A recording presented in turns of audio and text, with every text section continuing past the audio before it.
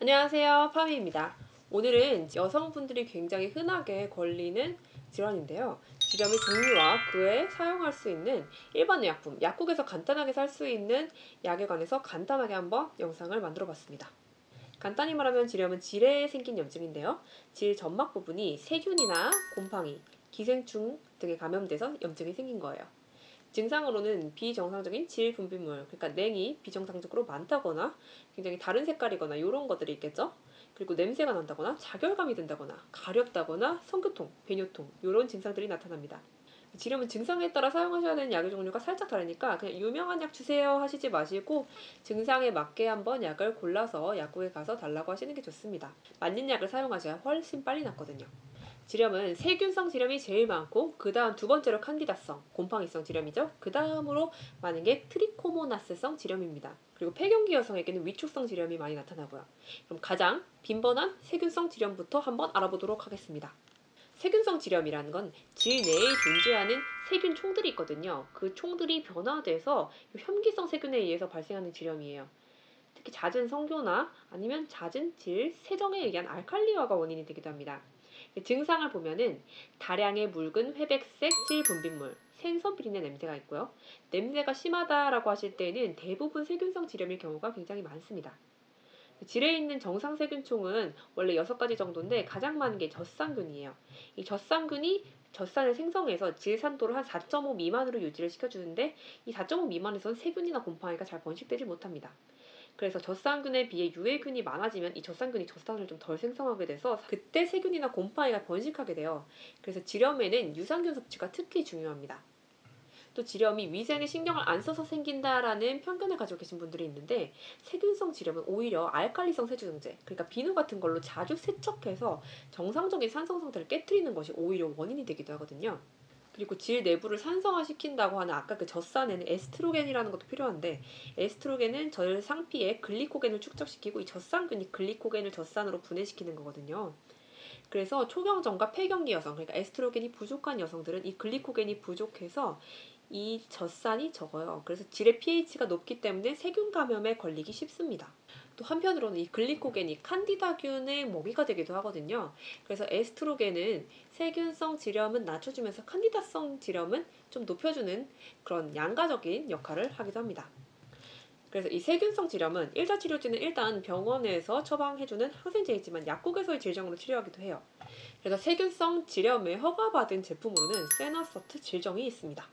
사실 이 세나서트 질정은 허가 자체는 세균성 질염으로 허가되어 있는데 이 성분을 보시면은 세균뿐만 아니라 진균에도 효과가 있어요. 그래서 칸디다성 질염에도 효과가 있거든요.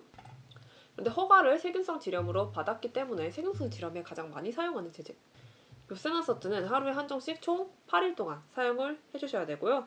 중간에 중단하면 오히려 내성만 생기고 효과가 없을 수 있으니 8일 동안 끝까지 다 사용을 해주세요. 자, 두 번째로 여성들이 많이 걸리는 질염은 칸디다성 질염, 바로 곰팡이균 질염인데요. 원인균은 칸디다 알비칸이라는 곰팡이균 때문입니다. 이 칸디다는 원래 우리 몸에 공생하고 있는 늘 같이 있는 곰팡이균인데 환경에 따라 이렇게 변형을 일으켜서 염증을 일으킨다는 게 문제죠.